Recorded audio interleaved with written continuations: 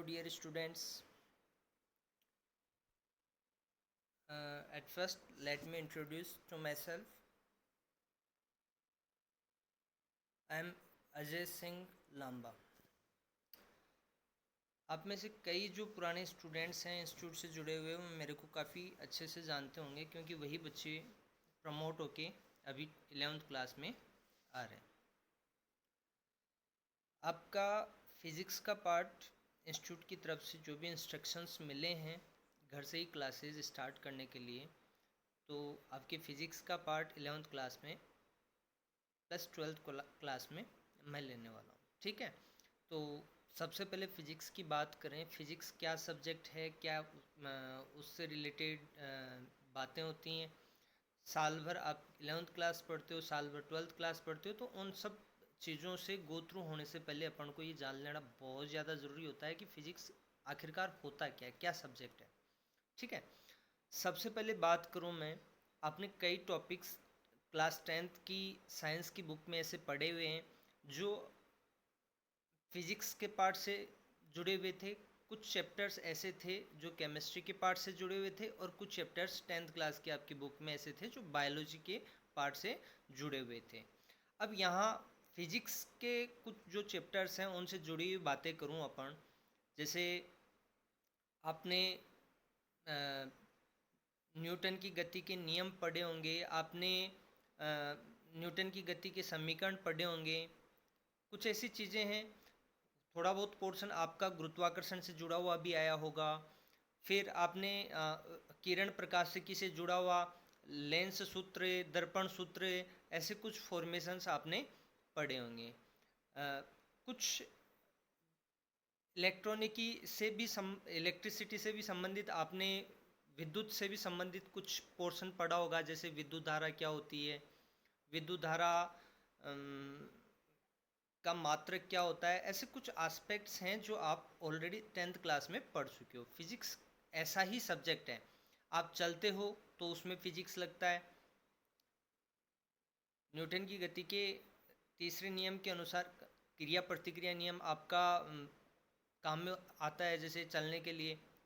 घर्षण आपने पढ़ा होगा, नहीं पढ़ा है तो आपके चलने में घर्षण का भी उतना ही योगदान है।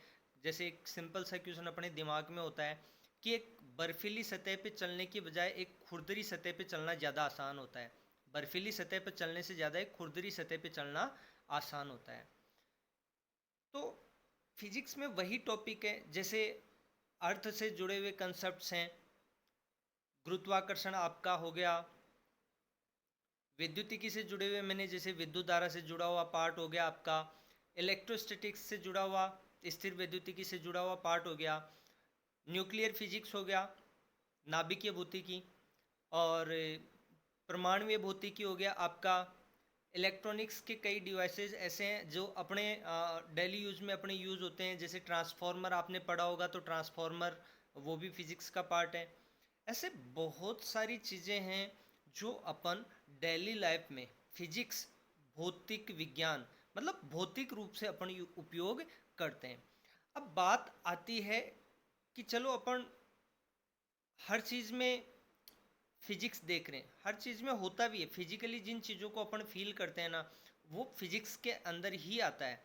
आप उनको कैटेगरीली अलग अलग तरीके से कैटेगराइज करके उनको अलग अलग पोर्शन में आप उसको पढ़ते हो। जैसे पृथ्वी का घूर्णन है, पंखा घूम रहा है, रोटेशनल डायनेमिक्स है।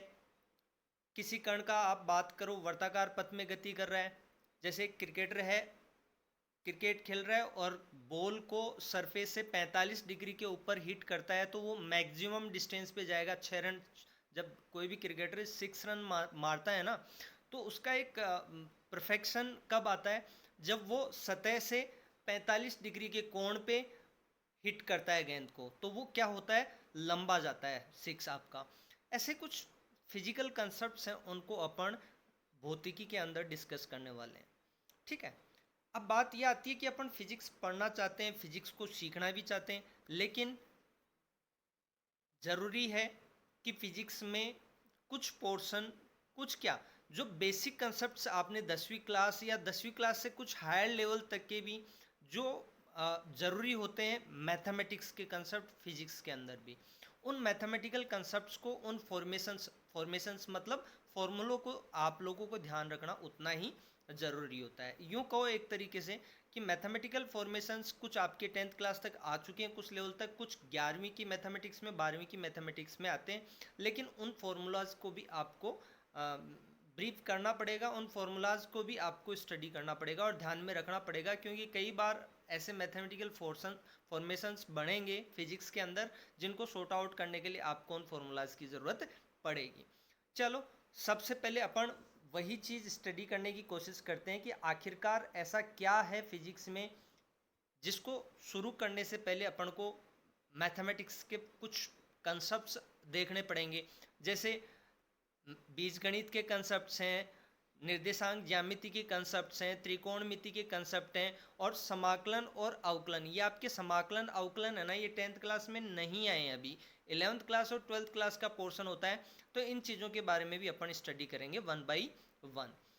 अब सबसे पहले मैं बात करना चाहूँगा बीजगणित की। ये फॉर्मूले उतने ही इम्पोर्टेंट है जितना आप लोगों के लिए physics important. Without this formulas you can't learn physics, simple सी बात है। ठीक है, तो सबसे पहले देखो अपन बात करते हैं बीजगणितीय सूत्रों की। बीजगणितीय सूत्रों की बात करें तो देखो ये फॉर्मूले हैं, आपने 10th क्लास तक पहले भी पढ़े, ऐसी बात नहीं है आपने पढ़े नहीं है। कई फॉर्मूले ऐसे होंगे जो आपके 11th 12th में अपग्रेड होते हैं, लेकिन कुछ फॉर्मूले ऐसे होते हैं जो आपने 10th क्लास तक पढ़ चुके हो। जैसे फॉर्मूलों की शुरुआत करते हैं। एल्जेब्रिक फॉर्मूलाज की बात करें तो एल्जेब्रिक फॉर्मूलाज में सबसे पहला फॉर्मूला क्या है आपका, सबसे पहला फॉर्मूला क्या है, a प्लस बी का होल स्क्वायर बराबर A square plus 2ab plus B square. ऐसे a माइनस बी का होल स्क्वायर क्या होगा, a माइनस बी का होल स्क्वायर क्या होगा, A square minus 2ab plus B square. ठीक है, अब ऐसे ही नेक्स्ट फॉर्मूले को देखो, a प्लस बी का होल क्यूब, ये भी आपका फॉर्मूला पढ़ा हुआ है, ऐसी बात नहीं है। a प्लस बी का होल क्यूब क्या होता है, a cube plus B cube plus 3a square B plus 3ab। और इसका दूसरा फॉर्मेशन क्या होगा, a cube plus B cube. यदि आप 3ab को कॉमन ले लेते हो ना, 3ab को कॉमन ले लेते हो तो उस सिचुएशन में ब्रैकेट में क्या बचेगा, a प्लस बी। तो दोनों ही फॉर्मेशंस में आपको क्या करना है, याद रखना है। ठीक है, अब देखो नेक्स्ट फॉर्मूला वही a प्लस बी का होल क्यूब आपने देख लिया, तो a माइनस बी का होल क्यूब भी क्या होगा, a cube minus B cube minus 3a square B plus 3ab square. अब यहाँ पे भी आप इसको 3ab को कॉमन लेते हो ना, तो आपका ब्रैकेट के अंदर क्या बचेगा, a माइनस बी बचेगा। माइनस के साथ कॉमन लेते हो आप, यहाँ देखो ये माइनस है, माइनस के साथ कॉमन ले रहे हो 3ab। ठीक है, नेक्स्ट फॉर्मेशन देखो, a cube plus B cube, a cube plus B cube. इस फॉर्मूला के अंदर क्या है, A cube plus B cube, इसमें क्या है, ए प्लस बी, एक ब्रैकेट के अंदर, दूसरे ब्रैकेट के अंदर A square minus A B plus B square. अब फॉर्मूले में गौर करने वाली बात यह है कि ए क्यूब प्लस बी क्यूब है, तो यहाँ पे दूसरे ब्रैकेट में माइनस आ रहा है। फॉर्मूला है उनको थोड़ा सा ध्यान रख के सावधानी से आपको देखना पड़ेगा। सावधानी नहीं रखोगे तो क्या होगा, माइनस प्लस का गड़बड़ कर दोगे ना। चलो अब नेक्स्ट बात करते हैं, नेक्स्ट फॉर्मूला कौन सा है, A cube plus B cube देखा आपने, तो अब ए क्यूब माइनस बी क्यूब भी देख लो, ए क्यूब माइनस बी क्यूब क्या कहता है, A cube minus B cube. यहाँ पे देखो माइनस है ना, तो यहाँ पे पहले वाले ब्रैकेट में माइनस आ गया, जबकि आगे वाले ब्रैकेट में क्या है, प्लस है। जबकि वहाँ उल्टा था, A cube plus B cube बराबर क्या था, A plus B, A square minus A B plus B square था। यहाँ पे A cube minus B cube कर रहे हो तो क्या है, A cube minus B cube कर रहे हो तो क्या है, ए माइनस बी ब्रैकेट में, दूसरे ब्रैकेट में A square plus A B plus B square. चलो होल स्क्वायर का एक और फॉर्मेशन है, होल स्क्वायर का एक और फॉर्मेशन है, कैसे, होल स्क्वायर के फॉर्मूले के लिए यदि आप जैसे A square plus B square minus 2ab plus 4ab। अब इसको देखो क्या करोगे, A square plus B square minus 2ab plus 4ab, इसका क्या करोगे आप, माइनस 2ab से, इस माइनस 2ab से ये 2ab कट जाएगा, जबकि प्लस का 2ab बचेगा, तो ये क्या बचेगा देखो इस फॉर्मूले के अंदर a प्लस बी का होल स्क्वायर ही तो बचेगा। ऐसा ही उल्टा कंसेप्ट आप काय में कर सकते हो। ऐसा ही यदि यहाँ पे प्लस 2ab कर दो और यहाँ पे क्या कर दो -2ab -4ab कर दो, तो ये a माइनस बी का होल स्क्वायर बचेगा। ऊपर वाले a प्लस बी के होल स्क्वायर और a माइनस बी के होल स्क्वायर को यहाँ पे चेंज किया हुआ है। फॉर्मेशन में देखो फॉर्मूले कैसे चेंज हो जाते हैं। फिर आपने बात करें द्विघात समीकरण देखा, द्विघात समीकरण की बात करें, यदि ax square plus B X plus C बराबर 0 के मूल क्या हो, मूल ये इसी तरीके से निकालते हैं। x बराबर minus B plus minus under root के अंदर B square minus 4ac plus 2a, ये फॉर्मूला भी आपका देखा हुआ है। ये आ जाता है मूल समीकरण। द्विघात समीकरण आपके पढ़े हुए हैं 10th क्लास में, मैथमेटिक्स में द्विघात समीकरण आ जाते हैं। ठीक है, चलो नेक्स्ट अपन बात करते हैं समांतर श्रेणी की। समांतर श्रेणी में क्या होगा, समांतर श्रेणी की बात करें, समांतर श्रेणी में क्या होता है, एक मतलब कोई भी सीरीज है जैसे 2 4 6 8 टेस्ट टेस्ट टेस्ट इस तरीके से। अब इसमें एक क्रम से एक सीरीज बनाई हुई है, प्रत्येक अगले पद में क्या हो रहा है, 2 जुड़ रहा है। जैसे 2 में 2 जोड़ा 4, 4 में 2 जोड़ा 6, 6 में 2 जोड़ा 8, इस तरीके से ये एक श्रेणी बन रही है। यदि यहाँ पे जुड़ के ऐड होके जितना अंतर होता है वो इसका क्या कहलाता है, सार्व अंतर कहलाता है। ठीक है, तो यहाँ पे सार्व अंतर कितना है, प्रत्येक दो आगे वाली टर्म्स में से पहले वाली टर्म निकालोगे तो आपका सार्व अंतर निकल के आएगा।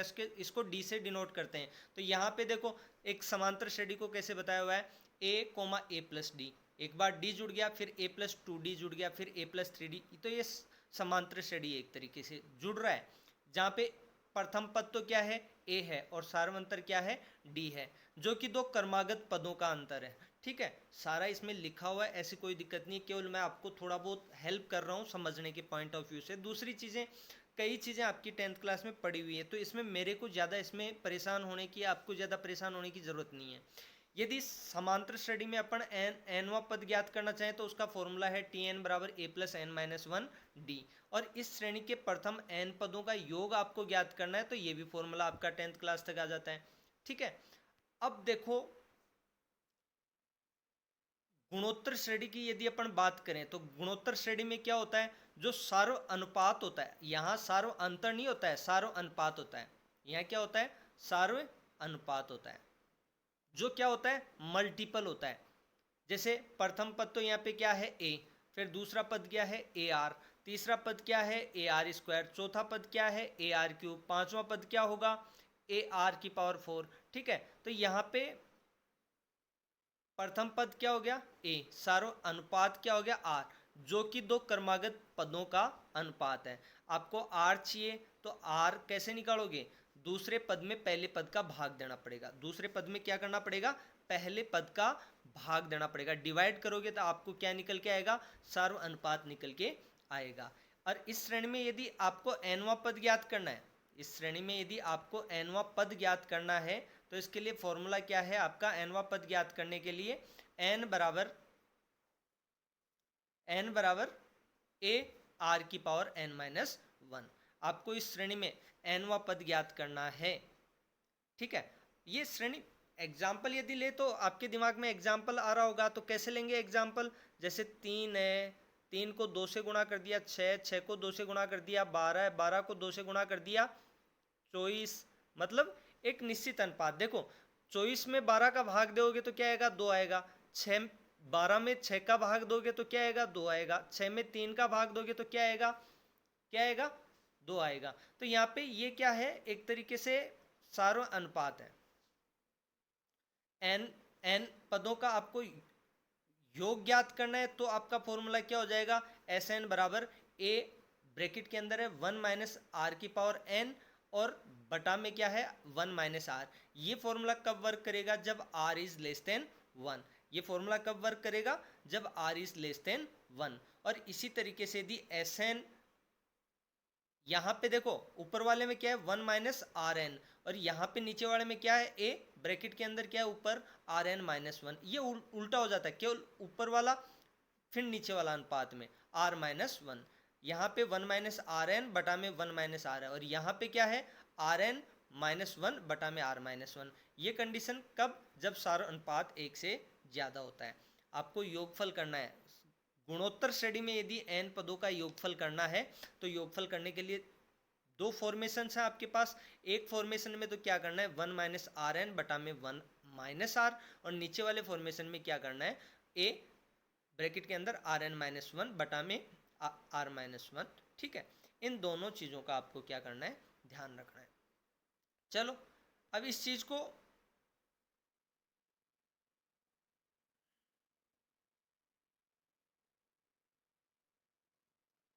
जब इस श्रेणी के पदों की संख्या अनंत हो, जब इस श्रेणी के पदों की संख्या क्या हो, अनंत हो, तो इस श्रेणी के लिए योगफल का फॉर्मूला क्या हो जाएगा भाई, अनंत।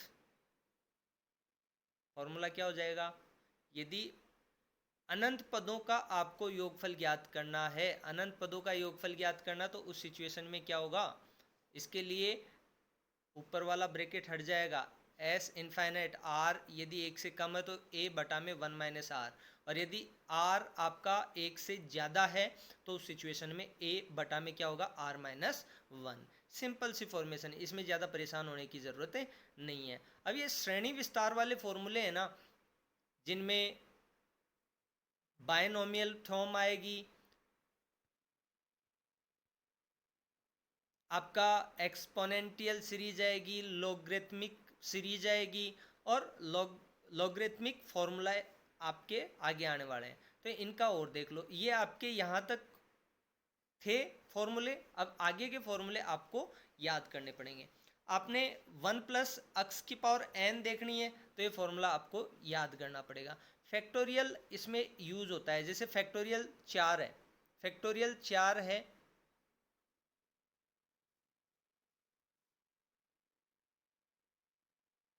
फैक्टोरियल 4 है तो इसको क्या लिखोगे, 4 गुणा 3 गुणा 2 गुणा 1।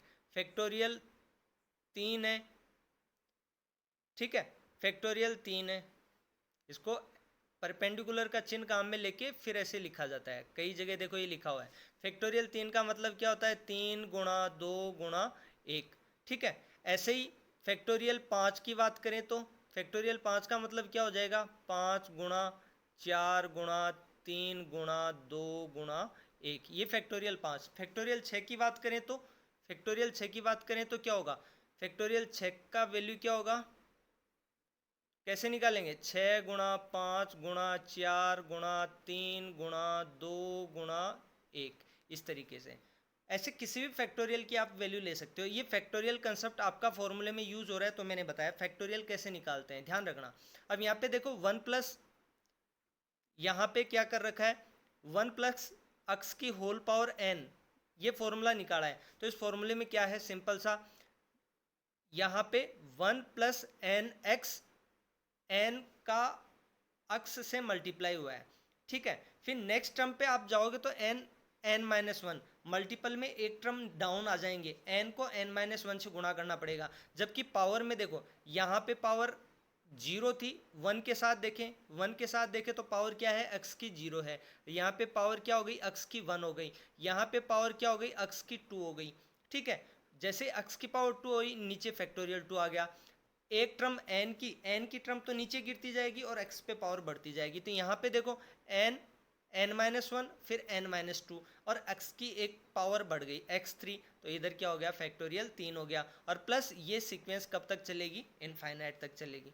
बहुत बहुत आसान तरीके से, यदि आप सीक्वेंसली इसको याद रखना चाहें तो बहुत आसान तरीके से याद रख सकते हो। देखो कैसे, 1 प्लस एक्स की होल पावर क्या है, एन है, यहाँ पे एक्स एन की वैल्यू 1 ले रखी है, या एन की पावर क्या कह दो, 0 कह दो, ठीक है, ये और एक्स की पावर भी 0, यहाँ पे एन की पावर 1 आ गया, या n ले लिया अपन ने, x की पावर क्या ले लिया 1 ले लिया। यहाँ पे एक एक पद गिरता जाएगा। ये n देखो, n को n-1 से गुणा किया है और x की पावर क्या हो जाएगी, बढ़ती जाएगी, और जो x पे पावर है वही फैक्टोरियल में आ जाएगी। या फिर x का एक मान गिरेगा नीचे, n-1 n-2, ठीक है, और x3 पावर बढ़ गई और नीचे भी फैक्टोरियल 3। नेक्स्ट आप बात करोगे तो क्या हो जाएगा, n-1 n-2 और n-3 और x की पावर 4 बटा में क्या आ जाएगा, फैक्टोरियल 4 आ जाएगा।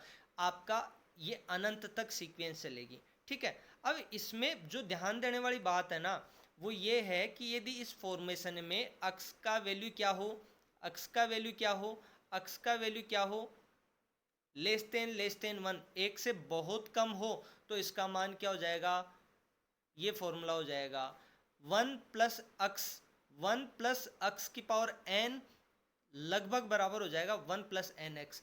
केवल इतनी टर्म रह जाएगी।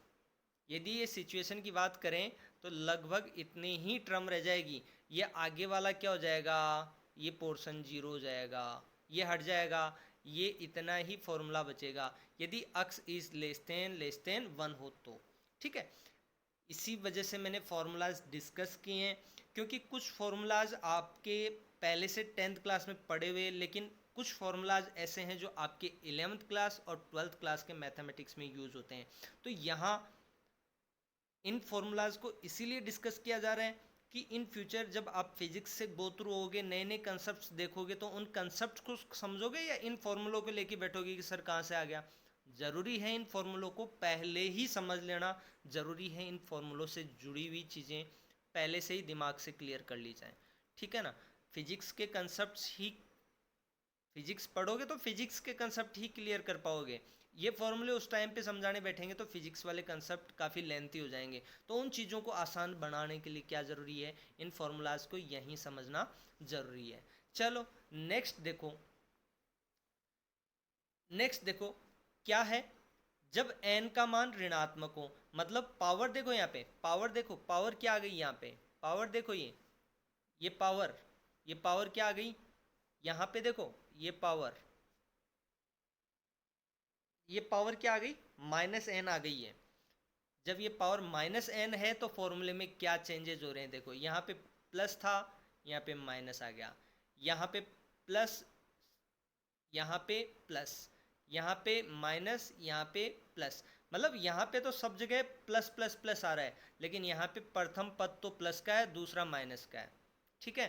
प्रथम पद तो कहीं का है, देखो प्लस का है, 1 प्लस का है, फिर माइनस हो गया, फिर प्लस हो गया, फिर माइनस हो गया, फिर आगे वाला प्लस हो जाएगा, फिर माइनस हो जाएगा। फॉर्मूला वो का वो है, फॉर्मूला ये का ये है, लेकिन इसमें पहला पद प्लस का है और दूसरा पद काय का है, माइनस का है। पहला पद प्लस का है, दूसरा पद माइनस का है, फिर प्लस का है, फिर माइनस का है, फिर नेक्स्ट प्लस होगा। ये टर्म इसी तरीके से जैसे ऊपर वाला है इन्फिनिट तक चलेगा। और जो शर्त आपको मैंने काय में बताई है ऊपर वाले फॉर्मूले में कि ये एक्सिस लेस देन 1 है, वही चीज़ एक्सिस लेस देन 1 है, तो ये आगे वाली टर्म्स है ना, इसके आगे वाली टर्म्स ये गायब हो जाती हैं फॉर्मेशन में, और क्या बचता है 1 प्लस एक्स की power whole minus N, 1 plus X की होल पावर माइनस एन, क्या बचेगा 1 माइनस एन एक्स ही बचेगा, 1 माइनस एन एक्स ही बचेगा, ठीक है। चलो आगे बढ़ते हैं, और क्या चीज़ें देखो, चरघातांकी समीकरण, ये भी काफ़ी इम्पोर्टेंट, और आपने 10th क्लास में पढ़ा होगा। रेडियो एक्टिविटी आपके आया होगा, रेडियो एक्टिविटी में रेडियो धर्मिता पहले तो आता था, अभी आजकल हटा दिया, उसका पता नहीं है मेरे को 10th क्लास में। लेकिन रेडियो एक्टिविटी के कंसेप्ट को जब अपन डिस्कस करते हैं ना, तो रेडियो एक्टिविटी के कंसेप्ट में ये एक्सपोनेंशियल फार्मूला आपका चरघातांक की जो सूत्र है ना, ये काम में आते हैं। चलो फिर भी अपने क्या है, फार्मूला जो है यूज़ तो होने वाला है, और जगह भी यूज़ होगा, ऐसी बात नहीं है एक ही जगह यूज़ होगा। चलो फॉर्मूला देख लो, यदि आपको ई की पावर एक्स, अब ई की पावर जैसे कुछ भी आपको दे रखा है, इसको एक्सपोनेंट का ई है ना, ये ई यहाँ यूज हो रहा है, एक्सपोनेंट ई की पावर के रूप में कुछ है, तो इसकी सीरीज कैसे ओपन होगी, इसकी सीरीज वही 1 प्लस, अब इसमें एन नहीं है, एन नहीं है तो एन हट जाएगा, ठीक है, ऊपर वाले फॉर्मूले में n आ रहा था तो पहले कुछ नहीं था, फिर एन एक्स आ गया, फिर क्या हो गया N N N minus one और एक्स स्क्वायर बटा में फैक्टोरियल टू। एन के साथ चल रहा था ऊपर वाला फॉर्मूला, ये बगैर एन के चलेगा। पहले देखो वन आ गया, एन नहीं है, फिर प्लस एक्स, फिर प्लस एक्स स्क्वायर बटाओ फैक्टोरियल टू। अब मेरे को ये मत कहना फिर से कि सर फैक्टोरियल टू क्या होता है, मैंने फिर से एक बार बता देना है, समझ लीजिएगा। फैक्टोरियल दो का मतलब क्या है, फैक्टोरियल दो का मतलब क्या है, दो गुणा एक। फैक्टोरियल तीन की बात करूं तब फैक्टोरियल तीन का मतलब क्या है, तीन गुणा दो गुणा एक। ठीक है, यदि फैक्टोरियल चार की बात करूं तो फैक्टोरियल चार का मान कैसे निकल के आएगा, चार गुणा तीन गुणा दो गुणा एक। ठीक है, इसी तरीके से यदि फैक्टोरियल पाँच की बात करूं तो फैक्टोरियल पाँच की बात करूंगा तो क्या आएगा, फैक्टोरियल पाँच की वैल्यू क्या होगी, पाँच गुणा चार गुणा तीन गुणा दो गुणा एक। इस तरीके से फैक्टोरियल्स की वैल्यू निकल के आती है। आई होप आप लोग समझ गए कि कैसे फैक्टोरियल की वैल्यू निकालते हैं अपन। अब यहाँ पे देखो वही बात, यदि अक्स का मान वन रख दें, अक्स का मान क्या रख दें, वन रख दें, ये फॉर्मूला तो आप समझ ही गए होंगे। अक्स का मान यदि वन रख दें तो उस सिचुएशन में क्या होगा, अक्स का मान यदि आपने वन रखा है तो अक्स की जगह वन रख दो, दिक्कत क्या है। तो यहाँ पे इनफाइनाइट तक जाएगा, इसको सॉल्व करोगे तो ई का मान क्या प्राप्त होगा, ई की पावर वन का मान, ये याद रखना, ई का मान क्या होता है 2.718। कई बार यूज हो जाता है फिजिक्स में, तो ई का मान ये ध्यान रखना। ठीक है, चलो और लॉगरिथमिक सीरीज की बात करते हैं। लॉग की सीरीज आ जाती है, उसमें देखो क्या होता है, लॉग की सीरीज में क्या होता है, वही फॉर्मेशन लॉग आधार देखना। अब ये क्लास भी क्लास टेंथ में पहले आ जाता था हम लोगों के, तो आप लोगों की क्या ये चीज़ें हटा दी गई हैं, लॉग वाली चीज़ें आपके टेंथ क्लास के सिलेबस से हटा दी गई है, लेकिन क्या करें फिजिक्स में यूज हो जाती हैं तो फॉर्मूला तो देखना पड़ेगा ना। यहाँ पे देखो लॉग के आधार में क्या दे रखा है, बेस क्या दे रखा है, ई दे रखा है, log ई बेस वन प्लस एक्स है। तो इस फॉर्मूले को, वही फॉर्मूला आपका जो आपने ऊपर देखा ना ई की पावर एक्स वाला फॉर्मूला, वही फॉर्मूला इसमें है, लेकिन वहां पे क्या था, वन प्लस एक्स स्क्वायर बटा में फैक्टोरियल दो ऐसे था। इसमें क्या है, अक्स वन से स्टार्ट नहीं हो रहा है, ये वन से स्टार्ट नहीं हो रहा है, देखो ये अक्स से स्टार्ट हो रहा है, फिर एक टर्म माइनस की आएगी एक टर्म प्लस की आएगी, अक्स माइनस एक्स स्क्वायर बटाओ दो। अब यहाँ पे फैक्टोरियल भी नहीं आता है, ध्यान रखना, कहीं पता चले भाई आप यहाँ पे भी फैक्टोरियल लगाने लग जाओ, फैक्टोरियल नहीं आता है। एक टर्म प्लस की आ गई, फिर दूसरी टर्म माइनस की, तीसरी टर्म प्लस की, एक्स क्यूब बटा में तीन, जितना पावर है उतना बटा में आ जाएगा। यहाँ पे भी आप चाहे एक्स बटा में क्या लिख दो, एक लिख दो, क्या फर्क पड़ता है उससे, एक्स की पावर एक है, बटा में एक लिखने की जरूरत नहीं है। माइनस एक्स स्क्वायर बटाओ दो प्लस एक्स क्यूब बटाओ तीन माइनस एक्स फोर बटाओ चार। इस तरीके से ये इनफाइनाइट तक जाती है, अनंत तक जाती है सीरीज। इसमें भी वही कंडीशन है, यदि आपका x is less than one हो तो उस सिचुएशन में लोग ई बेसिस वन प्लस एक्स क्या हो जाएगा, लगभग एक्स के बराबर हो जाएगा। ठीक है, इसी तरीके से इसी फॉर्मेशन को आप काय में देख सकते हो, लोग वन माइनस एक्स की फॉर्म, लोग आधार क्या है नीचे ई, जरूरी है ये आधार वन माइनस एक्स, यहाँ पे माइनस में होगी पूरी सीरीज, इसमें नए वो कोई सिस्टम नहीं रहेगा माइनस में, तो भाई सारी सीरीज है ना ये माइनस में ही रहेगी। देखो ये भी माइनस, ये माइनस, ये माइनस, सारी सीरीज क्या में रहेगी, माइनस में ही रहेगी। चलो लघु गुणक के और सूत्रों की बात करें अपन, तो जैसे दो टर्म्स आपके गुणा में है, सबसे पहले बात करें जैसे log m गुणा n की, तो ये खुलेगा कैसे, जैसे होल स्क्वायर खुलता है ना, वैसे ही log का फॉर्मूला खुलता है आपका, log m गुणा n है तो ये खुलेगा कैसे, log m plus log n। अब ये कहोगे आपकी लॉगरिथमिक टर्म्स होती क्या है, ये एक तरीके से फंक्शन होता है। जैसे आप A X square plus B X plus C लिख रहे हो, तो ये एक फंक्शन ही है आपका, इसको आप क्या लिख सकते हो, एफ एक्स बराबर फंक्शन ऑफ एक्स बराबर इस, जैसे आपने द्विघात समीकरण देखी है, A X square plus B X plus C, तो ये क्या है, एक तरीके से फंक्शन ऑफ एक्स है। फंक्शन ऑफ एक्स कैसे है, क्योंकि इसकी पूरे की वैल्यू कहीं पे निर्भर करेगी, अक्स पे निर्भर करेगी। अक्स का वैल्यू आपने वन लिया तो इसकी पूरे की वैल्यू चेंज हो जाएगी, अक्स का मान दो लिया, अक्स का मान तीन लिया, अक्स का मान चार लिया। यहाँ पे ए बी सी तो क्या होते हैं, कांस्टेंट होते हैं, लेकिन अक्स क्या होता है, चर होता है, जिसकी चर क्या होता है, आप कहोगे चर क्या होता है, जिसकी वैल्यू बदलती रहती है। आपने निर्देशांक ज्यामिति में भी इसको काम में लिया है। एक्स एक्सिस वाई एक्सिस देखते हो, एक्स एक्सिस पे जाते हो 1 2 3 4 वैल्यूज लेते हो, वाई एक्सिस पे लेते हो तो एक्स वाई क्या होते हैं, चर होते हैं आपके, जिनकी वैल्यू क्या होती रहती है, बदलती रहती है। ठीक है, नॉन कांस्टेंट वैल्यू होती हैं, जैसे वैल्यू बदल रही है 1 फिर 2 फिर 3 इस तरीके से। तो यहाँ फंक्शन ऑफ एक्स मैंने क्यों कहा, क्योंकि इस पूरे की वैल्यू है ना, इसकी पूरे की वैल्यू ये किस पे निर्भर कर रही है, अक्स पे निर्भर कर रही है। तो वैसे ही आपका यहाँ पे लोग की टर्म भी क्या होता है, जैसे लोग भी क्या है, एक तरीके से फंक्शन ही है। जैसे मैंने लिख दिया लोग ई बेसिस अक्स, आधार अक्स ले लिया, तो यहाँ पे ये भी क्या है, लोग भी क्या है, एक तरीके से फंक्शन है। जैसे जोड़ बाकी गुणा भाग एक ऑपरेशन है ना, वैसे लोग भी क्या होता है, एक तरीके से ऑपरेशन ही होता है। ठीक है, तो चलो कोई दिक्कत नहीं है, आई होप आप लोगों के समझ में आ गया। लोग का ये फॉर्मूला, जैसे आपका ए प्लस बी होल स्क्वायर खुलता है, वैसे लोग का फॉर्मूला खुलता है। ए माइनस बी का होल स्क्वायर खुलता है, वैसे ही लोग का फॉर्मूला खुलता है। तो इसमें ज़्यादा परेशान होने की जरूरत नहीं है।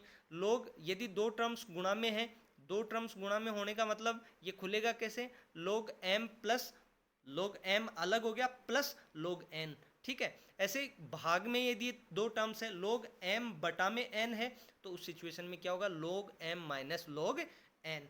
ठीक है, इसी तरीके से लोग एम की पावर एन घात है, घात है, देखो यहां पे देखोगे तो क्या है, घात है, एम के ऊपर घात है, तो घात क्या होती है, आगे आ जाती है। देखो यहाँ पे ये एन क्या है, आगे आ गया, एन लोग एम।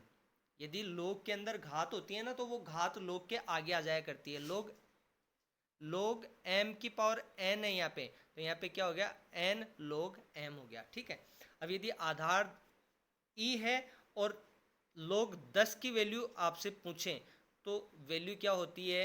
अब ये वैल्यू आप कहोगे कहाँ से आई, हमारे तो भाई 10th क्लास में लोग की पूरी एक एक्सरसाइज थी, तो वहाँ से लोग की वैल्यू कैलकुलेट करते थे। यहाँ आपको कैलकुलेशन वगैरह टेबल्स होती थी, बुक के पीछे 4-4 5-5 पेजों में टेबल्स होती थी, कैलकुलेट करनी पड़ती थी। लेकिन यहाँ पर आपको डायरेक्ट याद करनी पड़ेंगी इन वैल्यूज़ को। ठीक है, और कोई रास्ता भी नहीं है। लोग ई बेसिस 10 की वैल्यू क्या होती है, 2.302 से याद करना है भाई। और लोग ई बेसिस अक्स, यदि आपको लोग का आधार चेंज करना है, देखो लोग का आधार क्या है, ई है यहाँ पे, और आपको लोग का आधार चेंज करना है 10, तो यहाँ पे क्या करोगे आप, लोग का आधार चेंज कर दिया 10 अक्स गुणा में क्या हो गया, लोग ई आधार है और 10, और इसका वैल्यू क्या होता है, लोग ई की पावर 10, इसका वैल्यू क्या होता है, ये यहाँ बताया हुआ है। तो इस वैल्यू को यहाँ मल्टीप्लाई कर दोगे तो क्या हो जाएगा, यदि लोग ई आधार है अक्स, तो आप इसका आधार कैसे चेंज कर सकते हो, लोग 10 आधार में कैसे कन्वर्ट कर सकते हो, आप इसको लोग 10 आधार अक्स क्या कर दो, केवल और केवल 2.3026 से गुणा कर दो। ठीक है, कुछ भी नहीं है। चलो नेक्स्ट आगे बढ़ते हैं। नेक्स्ट अपन बात करेंगे ज्यामितीय सूत्रों की। ठीक है, ज्यामिति कोऑर्डिनेट सिस्टम, कोऑर्डिनेट सिस्टम की बात करें, ज्यामितीय सूत्र हैं, कल डिस्कस कर लेंगे अपन। इतने सूत्र एक बार, पहली क्लास है तो इतने फॉर्मूलाज हैं वो मेरे ख्याल से ज़रूरी हैं, इनको याद करो। कल की क्लास में फर्दर और भी डिस्कस करेंगे। कई चीज़ें शुरुआत है, चीज़ें आसान बनाने के लिए जो प्राथमिकी होती है ना, वो प्राथमिकी यही है कि इन फॉर्मूलेस को, ये जितने भी फॉर्मूला आपको मैं और आगे डिस्कस करने वाले हूँ। आगे देखो मैंने स्टार्टिंग में सबसे फर्स्ट मैंने क्या बताया आपको, बीजगणित, बीजगणित को मैंने डिस्कस कर लिया है, ये बीजगणित मैंने डिस्कस कर लिया है। इस कोऑर्डिनेट सिस्टम को कल डिस्कस करूँगा, त्रिकोणमिति को भी कल डिस्कस कर लूँगा। ज़्यादा फॉर्मूले हैं इस वजह से थोड़ा समय लगेगा। बाकी समाकलन और अवकलन, इनको काफ़ी अच्छा समय देंगे। समाकलन ये 11th क्लास में आता है, अवकलन समाकलन ये दोनों टर्म चीज़ें हैं ना, ये 11th क्लास में आती हैं मैथमेटिक्स के अंदर। तो इन चीज़ों को बहुत अच्छे से समझने वाले हैं अपन, समय देंगे अपन। बेसिक और फंडामेंटल जो चीज़ें होती हैं ना, जो फंडामेंटल चीज़ें बेसिक्स, वो फिजिक्स की क्लियर करेंगे, बेसिक्स फिजिक्स की क्लियर करेंगे, तब जाके आगे की क्लासों में वेक्टर से स्टार्ट कर लेंगे अपन, या और भी आगे की बातें हैं वो चीज़ें बात की हैं। ठीक है, okay, so wish you all the best. Science आप ले रहे हो, चाहे बायोलॉजी में चाहो चाहे मैथमेटिक्स लो, आपको फिजिक्स तो पढ़ना पड़ेगा। सो फिजिक्स के लिए wish you all the best. ठीक है, ओके, थैंक यू।